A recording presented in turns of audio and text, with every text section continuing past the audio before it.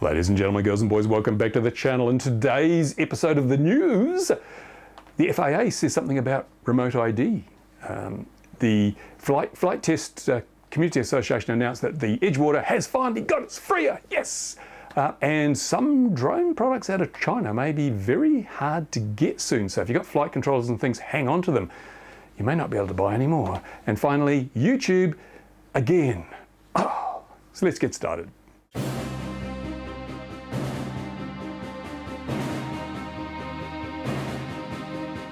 Okay, first up today, it is the FAA remote ID time because everyone wants to know what's going on. Well, first of all, the FAA has not postponed enforcement. They have not put off that date. They haven't said anything except Doug Bolter from the FAA has said, we expect to address the question of relief for operators in the coming days. That's it. That's the statement. Basically, they're saying, we know there's a problem, and we'll do something, but we don't know when. It'll be soon. Hang on, just watch the space. So again, the FAA will be admitting that they're incompetent probably before the 16th by saying, we are going to suspend enforcement of this rule until such time as there are enough modules out there to meet the demand, etc., etc. So basically they're saying, we screwed up again. Give us more tax dollars. I don't know. But fortunately, one thing I love about this is an increasing number of people have come out and said, this is such a fiasco, I'm not even going to bother complying. I'm not ordering a remote ID module. It is just a joke. It's been mishandled from start to finish. There's no merit to it. It's ridiculous, which is what I've been saying right from the get-go. So hopefully non-compliance will be such a huge thing. And of course, if you are non-compliant, you don't really have to worry. It's looking pretty much like the only time anyone will ever be pinged for not having a broadcast remote ID module is if they get caught for doing something else. There's not going to be hit squads going out and doing, ramp checks for people with drones. They're not going to roll up at your local park and say, well, let's see your remote ID module, or the local schoolyard, or a bando. There's not going to be the FAA bando squad hiding out in derelict buildings to catch freestylers flying with that remote ID. It's not going to happen. But if you do get pinged for doing something stupid, like crashing into someone's car or scaring people or whatever, then they will probably add that to the list of charges and throw a $1,500 fine in just to bring the total up, round it up. So be aware of that. Just depends on whether if you're a safe, reasonable, responsible flyer, I don't think you need to worry about remote ID. And a lot of other commentators have said the same, so I'll agree with them. Sounds pretty much like the case to me. Now, FliteTest Community Association have put a video up, which they say, we've got our FRIA for Edgewater. Woo! I think the FAA were treading on very thin ground there because they initially denied that FRIA application and on the most specious of grounds. And so I think a lot of people commented on that, and the FAA realized, oh, people are watching, people are criticizing, we better, maybe we let that through. So they reapplied, probably made some changes, and this time, yes, it's a FRIA. I mean, really seriously, why did they deny it in the first place? It was just ridiculous. And so that's good news for FliteTest, a well-deserved FRIA. But to my way of thinking, and I've said this before, the whole remote ID thing should be aligned with the rest of the aviation regulatory framework. For example, you don't have to have a radio in a manned aircraft if you're flying in Class G airspace. You don't. It's effectively a no radio required zone, except for some areas which are mandatory broadcast zones, where you're required to have a radio and to broadcast your location every 10 minutes to aid other people. There might be slightly higher traffic densities in those areas. So why can't the America be a FRIA, and then they have mandatory RID zones, where if you fly like populous areas where people might be concerned about seeing drones, or sensitive areas like prisons or other areas, government installations, those areas you'd be required to have remote ID if you're flying in those areas. I mean, we've got the bloody those apps on your phone. You can pull them up and see whether you need to have RID in this area. There's a big red circle, RID required. Why don't they do that? It makes more sense to me. And then people are not unfairly burdened. If you've got a 500-acre property in the middle of Texas and you're flying in the middle of it and your RID signal only goes, a few hundred yards, it's never going to get outside your property. No one outside your property can pick that signal up, and nobody should be inside your property without your permission. So the need to have RID, there is no need. That's pointless. This serves absolutely no purpose. But under the rule, you must have it, even though nobody outside your property can pick it up. That makes no sense at all. Making the entire country a FRIA and then having RID mandatory zones would be a much more sensible and practical idea, but the FAA won't listen to that. There's no room for logic, common sense, or reason when it comes to regulating drones. We've discovered that over many years, and it's not about to change, unfortunately. Now, on the 1st of September, the Chinese government implemented a ban on the export of certain drones and drone components to other Western nations, including the USA, of course. And I've heard from a few people in the industry that some parts are going to be hard to find, hard to get, because the manufacturers are not allowed to export them. And this could include some flight controllers and some other bits and pieces. So we could find ourselves in the unfortunate situation where something as simple as a flight controller becomes very difficult to get your hands on. So if you've got some, I've got my stash of NAS 32 revision 5 boards, they'll be worth a fortune. Maybe not, but yeah, so if you're not stocked up now, and hopefully retailers have stocked up, so they know this is coming, they've stocked up, but eventually if the ban stays and it's enforced, we may find ourselves having to make flight controllers ourselves. It's not hard, but they will be more expensive. So something to be considering, and certainly some larger drones, they're not allowed to ship them outside of China. That's all a part of this trade war that's going on between China and the rest of the world, China and the USA.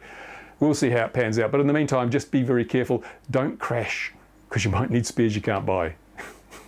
Now I want to talk about YouTube a little, the platform we love to hate. And I've had my fair share of troubles with YouTube just recently. People who read my community tab will know that I've had a couple of copyright claims, not a copyright strike, it's a claim, where someone says, we own this music, all the money from your video comes to us because we own the copyright. Well, I'm very careful. I always license every piece of music that I use, or it comes from the YouTube's own free use library.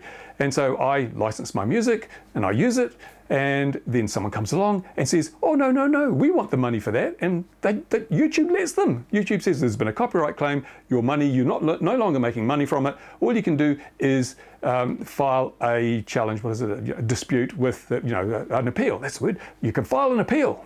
But the way the appeal system works is stupid, because I have licensed music, I have documentation proving I have a license, and so what I do is I go and I fill out the appeal form, I put all that data in there, here's my license number, granted on this date from this company, goes off, guess who it goes to? It doesn't go to YouTube, pass it on to the claimant.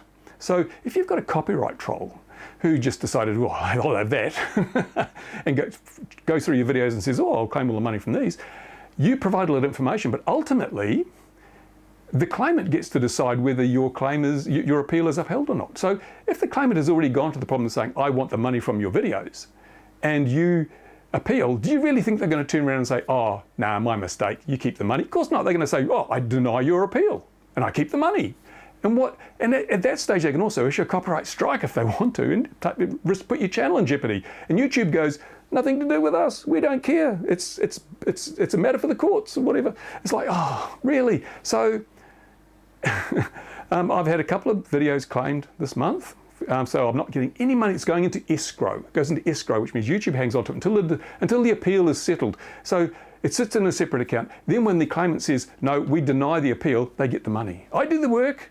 You guys watch the videos and the ads, they get the money. This platform is so damn broken, and it's about to get a whole lot more broken. Let me tell you what I got in the mail this morning in my email box. Now, people who regularly watch my videos know that I don't use mid-roll ads. Well, I got one video, it's a half an hour long, and it has one mid-roll ad because I wanted to experiment and see, because I figured that I know when I watch videos and a mid-roll comes up, I skip, right? So there's no revenue generated from skipping an ad because no one gets to see the ad. So YouTube doesn't bill the advertiser and the content creator doesn't get any money. So I figured, what is the point in putting mid-rolls in if people are going to skip them? And so I don't use mid-rolls. Also, whenever you set up some kind of relationship in business or in life, there's a thing called value exchange. What it means is, for example, you go and buy a car. You go in, the car dealer says this car is worth $20,000. And you say, okay, here is $20,000. And they give you the car. You give them 20 grand, you've got a car. There's been an exchange of value. And if the car is worth $20,000, it's a balanced exchange of value. The dealer got the money, you got the car. Both parties are happy, right? But if you don't have a balanced value exchange, things go badly wrong. For example, if the dealer said, yeah, here's a car, it's 20 grand, you paid 20 grand, found out the car was only worth 5,000, you've been ripped. And you'd be very unhappy. And you wouldn't go back to that dealer again because they ripped you off, because the balance is lost. It's the same with anything, even watching my videos. When you watch my videos, the value exchange works like this. You sit through or skip 2 pre-roll ads. That's it. Once you've done that, it doesn't matter how long the video is, and some of mine are way too long, no more ads. That's it. You get an ad-free viewing experience because I value your eyeballs and I don't want to burden you with ads for stuff you're probably not interested in, you don't want. But those pre-roll ads give me just enough money, or they used to give me just enough money to pay the bills. So I figure my videos are worth a couple of ads. That's it. Not an ad every 3 or 4 minutes like some creators believe. And so that's what I've done. It's been a choice I've made. I do not use mid-roll ads. And it seems to be good. People seem to appreciate it. And I like to think that it's giving everyone a good deal. YouTube makes money, I make a bit of money, and you don't get burdened with too many ads. What's not to like? Well, YouTube has decided that's not good enough. We want to make more money. At least that's the way it appeals, because it's not very clear at the moment. They've come in and said, we're going to change the way that you control your advertising. Or basically what they're going to say is, they're saying, we're going to take the control away from you. We're no longer letting you control what type of ad and where it goes. We're going to do that for you. They do it on the premise of, it makes life easier for you and you'll earn more money. But no, I don't want to earn more money. I want to keep my viewers happy. So they come back, because ultimately, if they come back time and time again, they subscribe, they watch the videos, then I make more money. If they come along and see so many mid-rolls that they get pissed off and go away, never come back or unsubscribe, I don't make more money, no. And I have built this relationship of trust and this value exchange with my viewers over many, many years, and I don't want to destroy it. But YouTube says you have no option. So they're going to take control of the advertising as of November. And that leaves me with a difficult choice to make, because I don't feel comfortable in my videos being littered with mid-rolls. And as I say, at this stage, I'm not exactly sure what their control means, because it's a bit ambiguous. They say one thing in one part and say something else in another part. So I'm not sure whether I'll still have the right to say no mid-rolls. If I lose the right to say no mid-rolls, I may take one of two options. I will deplatform. I just say, stuff it, YouTube. You're not worth the sweat now, and host my own stuff. Or I may say, then I will turn off all advertising but remain a monetized channel, so that there'll be no ads on my videos at all. Because if I don't monetize my channel, if I pull out of the partner program, then YouTube will put ads on anyway, many of them, and I won't see a penny. So I'll stay in the program, but I will choose not to turn on advertising for my videos. That way, YouTube loses, and I lose, but you gain. So yeah, don't know what's going to happen there. I need clarification. I've asked them for clarification. What does this really mean? We'll see what happens there. But I mean, I would turn the ads off, because let's give you a bit of information. How much do I earn from my YouTube channel? Well, I've spoken about this in the past, but back in the good old days, I was earning good money for me anyway. I thought it was reasonably good money for the amount of work I did. There's been a couple of 3 months where I've actually had a 5-figure pay from YouTube. 5 figures. That's going back a few years though, mind you, when advertising was worth more. These days, I've been getting very low 4 digits. Say 1,000. On a really good month, I might get $1,500 from my YouTube revenues. Remember, I've got 190,000 subs. I've got 190 million views, nearly 100 million views in total on this channel, and another, I don't know how many on the other channel. So for all that, I was getting about $1,200 to $1,500 on average. Well, things are going down pretty quick now. My videos are not being recommended much. My click-through rate's way up. When my videos are recommended, people are very likely to click on them compared to even just a year ago. But people don't get to see them. They're not put out there, they're not recommended. People have said that even though they're subscribed, they don't get them in their feed. Maybe I said too many bad things about YouTube and now they're just punishing me. I don't know what it is. Or maybe it's just the hobby's in decline, drones aren't fashionable anymore, no one wants to know about them. So we just won't push any RC-related video content. So yeah, that's just the thing. So this month it was a 3-figure sum and it's just headed down month after month. So okay, what can you do? Nothing you can do. I can't do anything. I could go all clickbaity and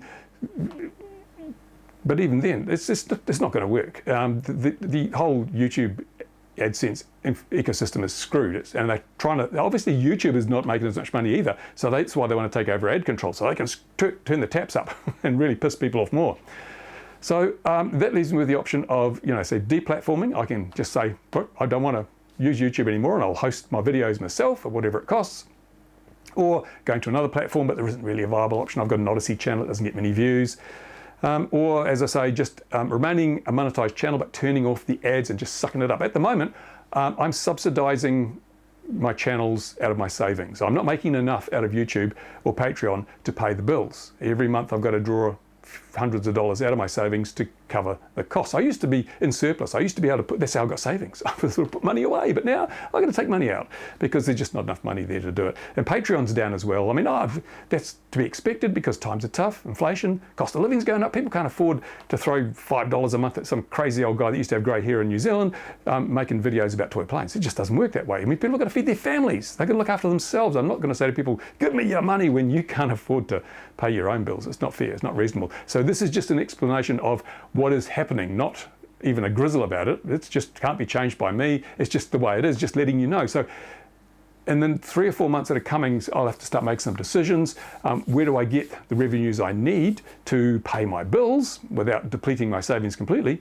And traditionally on YouTube, you had sponsorships. But I'm not going to tell you to go and buy some manscaping equipment or use a VPN or buy an expensive wallet that's just a complete waste of money. No, because I'm not shilling stuff, and I value my viewers way too much to treat them like idiots, and you guys don't need that crap. If you did, you'd have it, right? And you're smart enough to go and find out what's good. So if there was an RC company that had a really good product that wanted to sponsor me, I would consider having that because it's relevant to my audience, and if I like the product, I would feel confident in recommending it. But there's no one in the RC industry is prepared to sponsor anyone because the industry is so small. We're a small hobby, small community. There's not the money to pay, me to make my videos from that community. And some people are sponsored, but they usually get product. I get free props of batteries or whatever, and that sponsorship. But no, sponsorship I'm talking about is actually money in the hand that you can use to pay your bills. You can't pay your bills with props. So there's that, or affiliate links. Now, again, a lot of affiliate schemes have wound down a lot. They don't pay as much. And again, I just don't want that perception that, hey, I'm telling you this is a great product when it's really crap because I need to pay my bills this month. So go and buy from the affiliate scheme. I know there are some people who run affiliate links in the hobby and make videos who are straight as a die, straight up. Well, I would never even question their integrity. They're doing it dead right. But I just don't want that hanging over my head that someone could say, oh, he's only doing it for the money. The affiliate links. No, not going to happen. So you'll never see affiliate links, and I doubt you'll ever see sponsorship on my channels, which means you've got to find somewhere else to make the money. Now, I had thought of making special signature edition ADSB alarms, but the problem is it costs too much to ship stuff out of New Zealand. Even a small box, a little box, something this size, $60 to send this outside of New Zealand. And something bigger like with the ADSB alarm, $100 to send that, because the world is a crazy place. DHL still have a pandemic surcharge. They've got this emergency surcharge they've added. They added it during the big pandemic to cover extra costs, and it's still there. I mean, the pandemic's long gone, but they've still got this surcharge. And then there's excesses for fuel surcharge. All these costs make everything so expensive to ship, and we're a long way from anywhere. So it's not economically viable for me to make ADSB alarms and ship them when the shipping costs more than the product. No one's going to pay that. And even if they did, I wouldn't be getting much money. It'd be going to the shipping agents. So yeah, it's lunacy. So I don't know. I'm going to put my thinking cap on and have a think. In the meantime, business as usual. I've got enough savings to last a few months. We'll see how that goes, and hopefully things will pick up. I mean, it is spring here in New Zealand. I'll get some more flight videos out. I mean, I don't want to replace quality with quantity. I could do a video every day, but they'd be crap like this one. I'd rather give you a more quality, the videos that are worth watching, not just there so that you got to watch some ads. I mean, I see a lot of creators, not necessarily in their hobby, but in other fields, they do a video or 3 or 4 videos a day because what they think they lack in quality, they think they'll make up in quantity, but who's got time to watch that many videos anyway? So there we go. That's just a little update on everything, really, all the stuff that's happening. And there's no flying video this week because the weather was crap on the weekend, and I don't know what it's going to be like this weekend. So hopefully there'll be a flying video, but I do not know. In the meantime, I just had to fork out a huge amount of money out of my savings for the rcmodelreviews.com website because that's where the ADSB alarm details are going up. And I'm now wrangling with that to get access and make some web pages and put stuff up so you can see that. So here, everything costs money, but you know that because you've got bills to pay too. Rightio, there you go. Thank you very much for watching the video. Stay tuned, there'll be more to come. As soon as I hear something definitive from the FRIA, I will tell you. In the meantime, who knows? And I appreciate the people that do support me on Patreon and by channel memberships. It's great. It's not compulsory, but it does help. Thanks for watching. Bye for now. Overregulation is like a tumor. It's killing our hobby. It must be terminated. Now!